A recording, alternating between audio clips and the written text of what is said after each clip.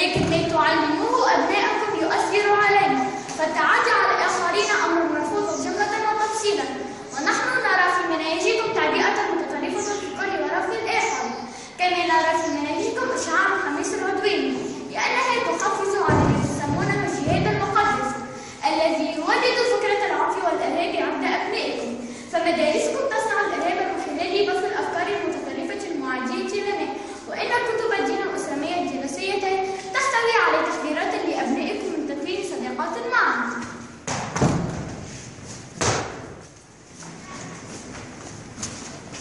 قلت لدينا نحن المدرسة بعد اليوم يا عائشة، ماذا تقولين هرجمتك يا خديجة؟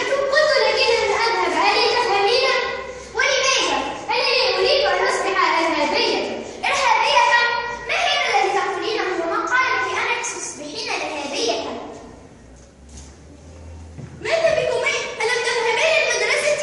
تعالى يا جارتي واسمعي ما تقول رانية. ما بك يا ابنتي؟ ليه شيء؟ إنها لا تريد الذهاب للمدرسة. هل أنت متعرضة يا بنيتي؟ كلا يا جدي، إنها لا تريد الذهاب للمدرسة لكي لا تصبح إرهابية. إرهابية؟ ما هذا الذي تقولينه؟ نعم، إننا نتعلم الإرهاب في مدارسنا. نتعلم الإرهاب؟ كيف يحدث ذلك ومن قال لك هذا؟ هذا ما يردده الآخرون. أليس تعليمنا مسؤول عن ما يسمى بالإرهاب؟ لا يا بنيتي، إن تعليمنا بريء من هذا الاتهام، فتعليمنا النقي المصطفى أسسه من منهج الإسلام الصافي.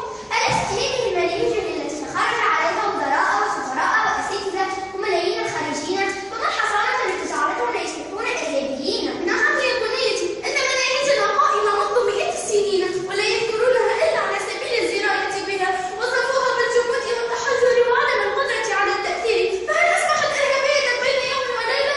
ألينا نتعلم ولا نذهب المدرسة بعد اليوم. إن التعليم يا بنيتي مفروض علينا باعتبار أننا أمة ذات رسالة تعلم أبنائها دينها وما يصحح عقيدتهم ويبني سلوكهم. أليست مناهجنا تولد الإرهاب؟ ولا تعتقد أن الله لا يحب المعتدين، فأين الإرهاب يا بنيتي؟ إن مناهجنا تدعو للعنف، وجادلهم بالتي هي أحسن، فأين العنف؟ إن مناهجنا تدعو للتعصب، إن أكرمكم عند الله أتقاكم، فأين التعصب يا بنيتي؟ ولماذا تتهم مناهجنا برعاية الإرهاب؟ للأسف شوهت صورتنا المضيئة، ونسخت صورة الإسلام المشرقة. ارفعوا رؤوسكم لتعرفوا الرؤوس كوكب الجوزاء، فدينكم دين أخذ وسلام، دين محبة وعدل ومساواة. كنتم خير أمة أخرجت للناس تأمرون بالمعروف وتنهون عن المنكر وتؤمنون بالله. إن سبب إرهابكم هو كرهكم لنا لأننا لا ندخل في دينكم. نكرهكم؟ كيف نكرهكم؟ وقد تعلمنا أن فاروق الأمة الذي ملأ الدنيا عدلا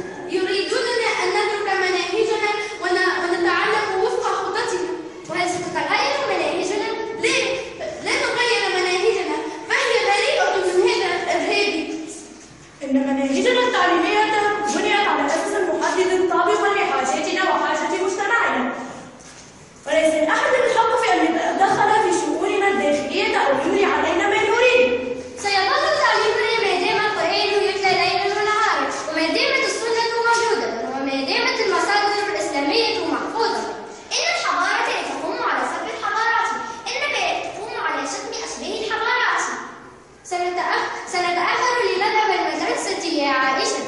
في رعاية الله يا جدتي، في رعاية الله. والآن اقتنعت أن الإسلام دين محبة وتسامح، فلا كفاية من الاستهتار.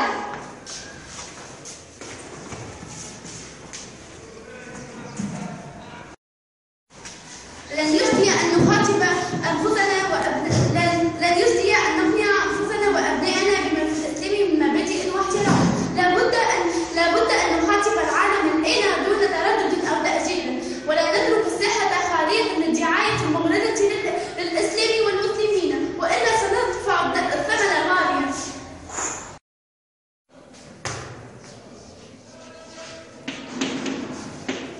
الإرهاب ليس من